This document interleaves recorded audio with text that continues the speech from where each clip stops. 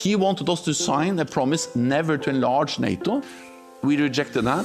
The reason why Putin invaded Ukraine is because of his evil. It's about that Putin wants to rebuild Soviet empire of evil, like President Reagan told. It's about Putin being sick. I don't know how you negotiate peace with a madman, but nobody negotiated with Hitler. People are comparing him to Hitler. And remember Hitler. He's a Hitler. We're back when the Nazis invaded Poland. This is exactly the same what Hitler was doing to Jews. This is the same. Putin will not stop. Putin is reminiscent of Hitler. This reminds me of Hitler. Hitler. He's the new Hitler. Full Hitler. This is about a butcher trying to kill people everywhere in the world, just not Ukraine, Syria, all over the place.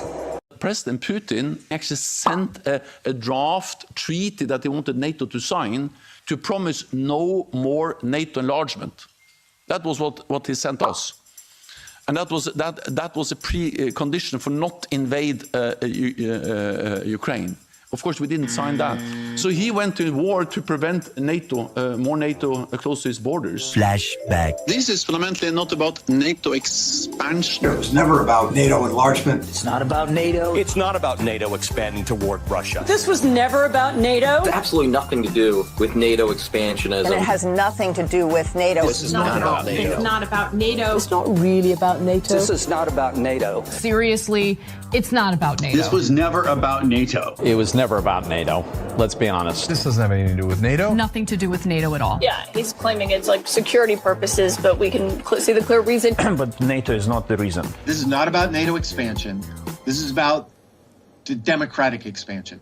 Ukraine bans religious organizations. We are protecting democracy right now. Ukraine is banning political parties. Because it's a democracy. Ukraine restricts books and music. It's about democracy. Ukraine won't hold elections. It's about democracy. And it's not about NATO expansion. This war in Ukraine is not about NATO. It's not about NATO. That's not about NATO. It has nothing to do with NATO. Nothing to do with NATO expansion. It's not about NATO expansion. Nothing to do with NATO. It isn't really about NATO. It's not about NATO. It's not about NATO enlargement. In fact, it has nothing to do with NATO. It's not about NATO encroaching. It was not about NATO. NATO is just a fictitious, imaginary adversary for Mr. Putin and for Russia. It was never about NATO. That's not what it's been about. It's been about him trying to expand his sphere of influence. Hang on, I mean, the two are not mutually exclusive. Obviously, Russia has wished for a sphere of influence over Ukraine. But if the West had not challenged Russian interests so directly, I think that there was a chance to avoid this.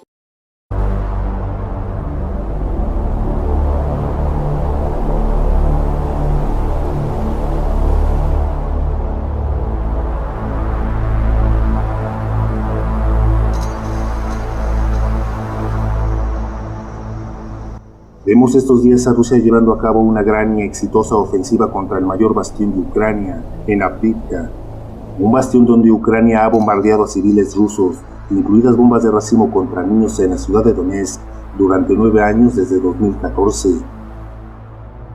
Avdiivka es una fortaleza industrial y se dice que también es un cuartel general de la OTAN en la guerra de Ucrania, donde muchos generales de alto rango de Estados Unidos y otros generales de la OTAN están liderando la guerra contra Rusia en el frente.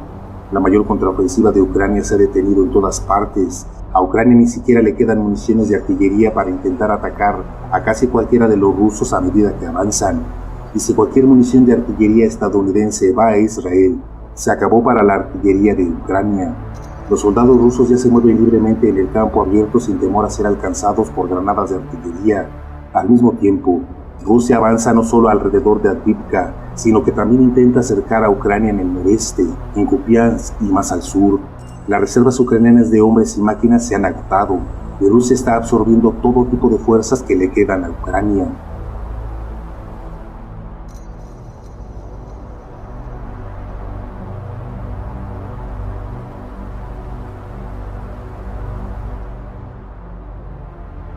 En Medio Oriente, todos los análisis que se pueden obtener dicen que Israel no tiene buenas opciones.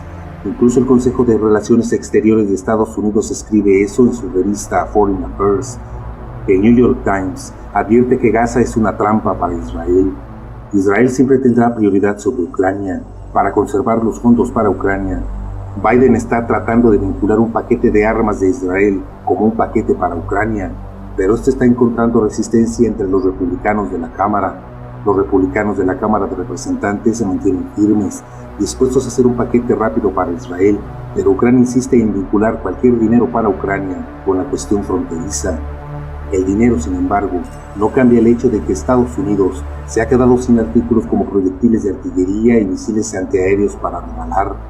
Dado que Ucrania ha detenido todas sus contraofensivas en todas partes debido a las pérdidas y a la falta de munición, Israel puede esperar que Estados Unidos todavía le dé parte de sus reservas estratégicas de artillería reservadas para su propia defensa. Ucrania no es lo suficientemente importante para Estados Unidos para eso. Si Estados Unidos entrega proyectiles de artillería a Israel, al cabo de muy poco tiempo se quedará sin municiones en caso de que surja algún conflicto en otro lugar.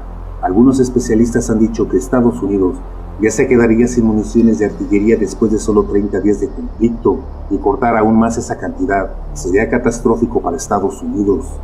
Ahora Estados Unidos no está en absoluto preparado militarmente y es incapaz de gestionar ningún conflicto como el de Taiwán. China puede hacer cualquier movimiento que quiera.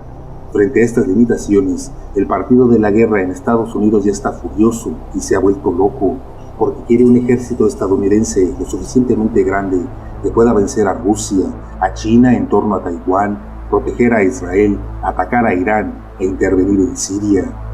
Estados Unidos no renunciará a sus ambiciones de controlar el mundo mediante la guerra, incluso cuando Washington está chocando contra un muro de imposibilidad militar. Y después de décadas de desindustrialización, Estados Unidos no puede simplemente aumentar la producción militar sin importar el dinero disponible. Israel se suma a esta derrota del poder estadounidense. Después de 20 años, Estados Unidos no pudo derrotar a los talibanes. Jamás es lo mismo. Un comentarista añadió que Israel perderá si Hezbollah interviene con misiles desde el Líbano. Hezbollah tiene muchos misiles de cohetes en sus arsenales, e Israel no tiene más cohetes en su defensa aérea, lo que significa que un conflicto con Hezbollah en el Líbano resultará en la destrucción de Israel por una lluvia de misiles. El puerto de Haifa se enfrenta a la destrucción al igual que los edificios gubernamentales de Israel. Israel no puede hacer nada. La última vez que Israel invadió el Líbano, Hezbollah detuvo los tanques israelíes a solo unos cientos de metros dentro del Líbano. En ese momento, un experto militar estadounidense señaló que los israelíes ya no eran los mejores soldados del mundo. Hezbollah sí lo eran. 2 portaaviones estadounidenses en la costa del Líbano no va a cambiar eso. Los soldados estadounidenses en Siria ahora no se han convertido en una fuerza, sino en un grupo de rehenes de Irán, si Estados Unidos intenta hacer algo tonto. Al mismo tiempo que todos en Washington, derecha e izquierda, exigen un gasto militar mucho mayor, el déficit, la deuda y los pagos de intereses de Estados Unidos se están disparando. Los pagos de intereses de Estados Unidos están a punto de superar con creces el $1 billón al año. El gasto militar, de 0.9 billones de dólares, aún no supera el billón, pero Biden y el partido de la guerra estadounidense querrán superarlo. La seguridad social y Medicare ascienden a 1.3 billones de dólares y Biden tampoco puede recortarlos.